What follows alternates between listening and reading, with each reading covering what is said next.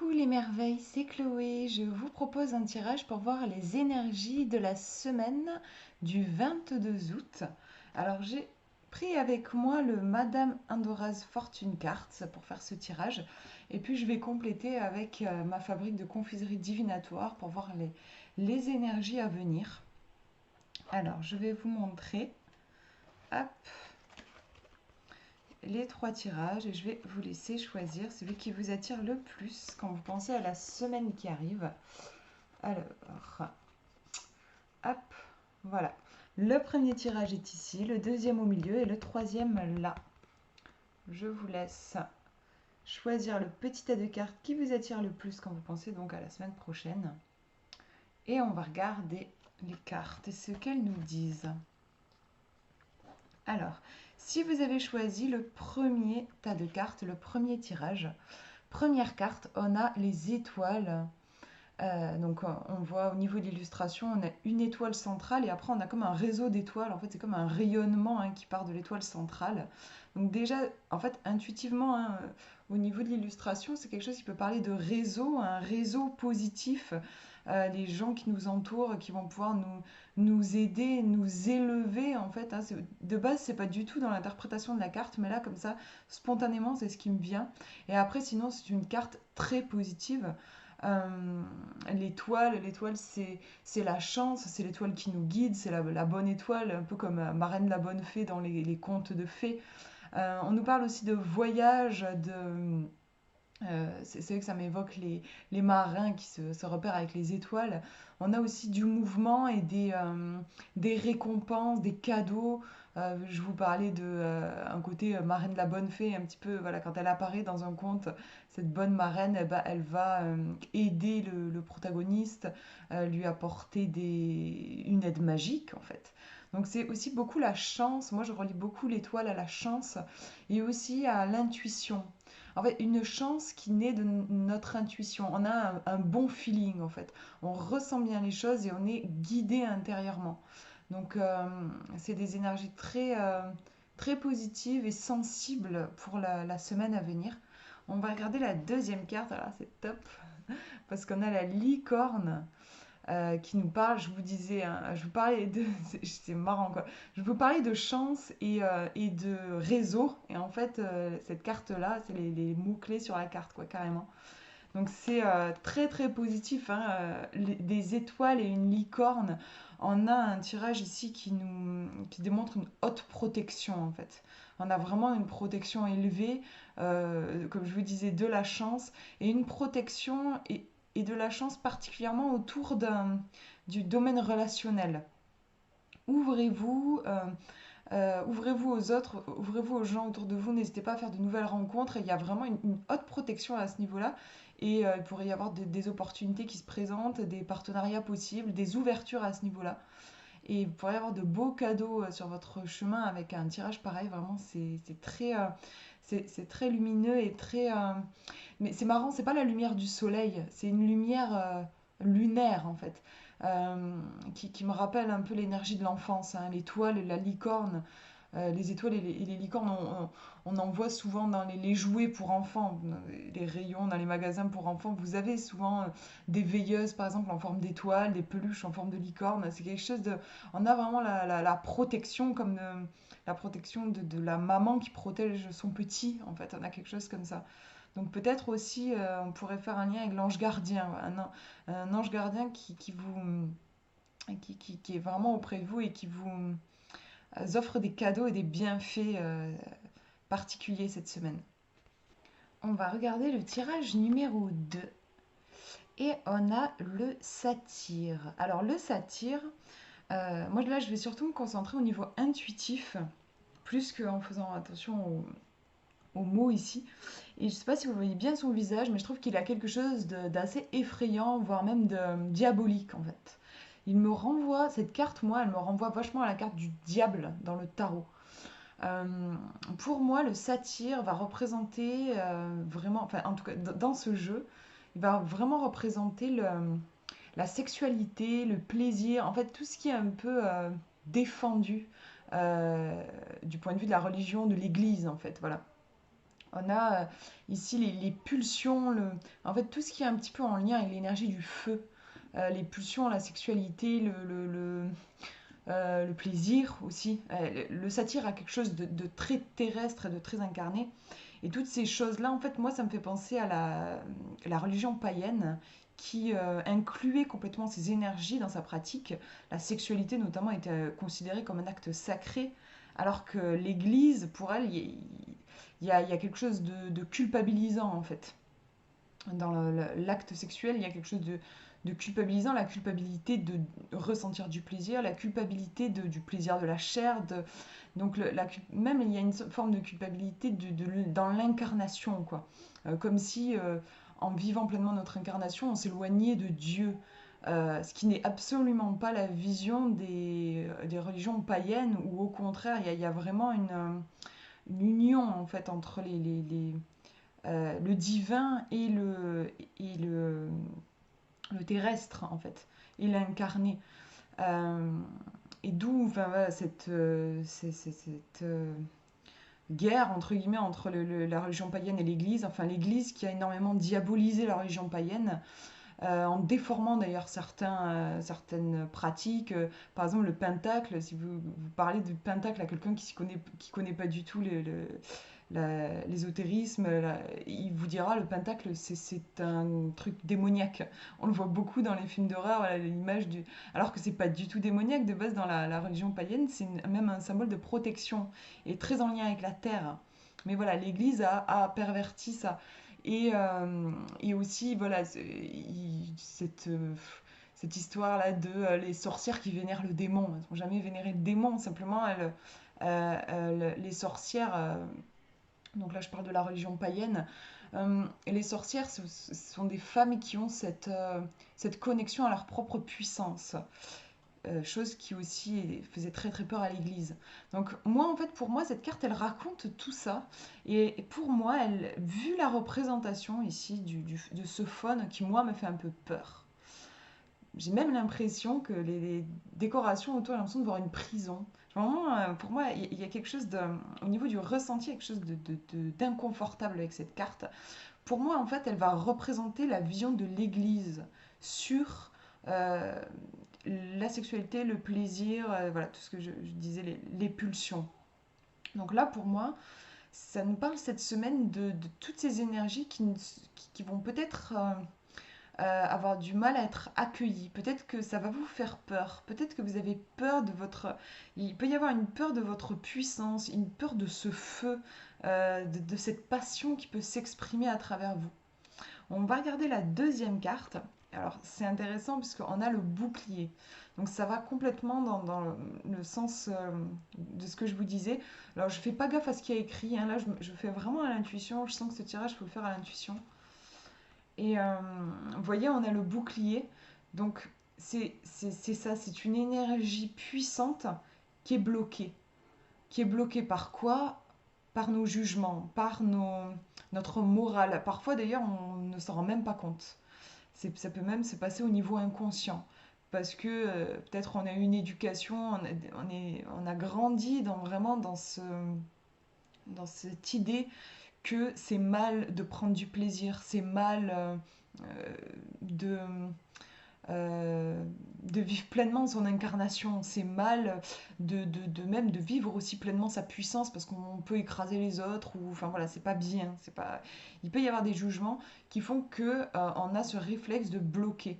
Je parlais de plaisir, tout ça, mais ça peut aussi être l'énergie de la colère. En fait, on a quelque chose en lien avec l'énergie du feu.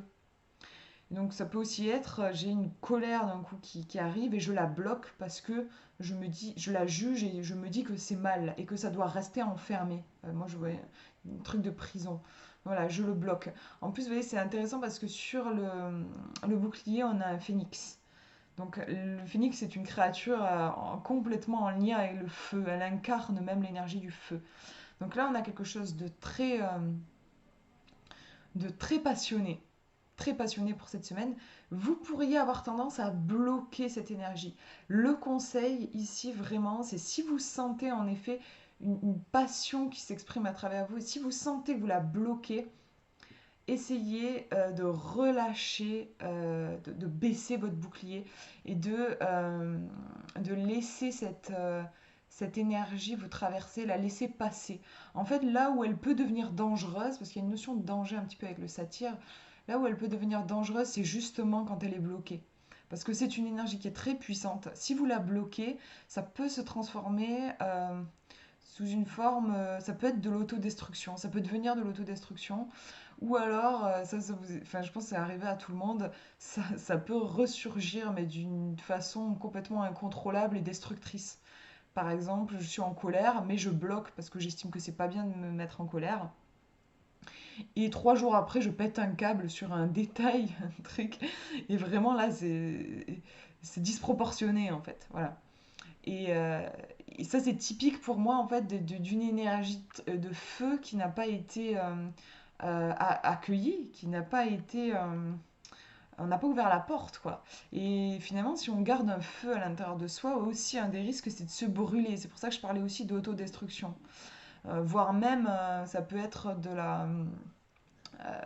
le corps qui parle. Ça peut se transformer aussi en plaque de boutons, enfin voilà, je ne sais pas ce que votre corps fera. Moi, je sais que par exemple, ça peut être beaucoup le mal de tête quand je bloque ce genre de choses, mal au ventre, enfin voilà, ça peut aussi le corps qui s'exprime.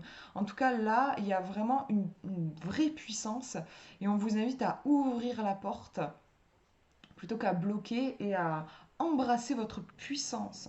En fait, c'est une vraie puissance.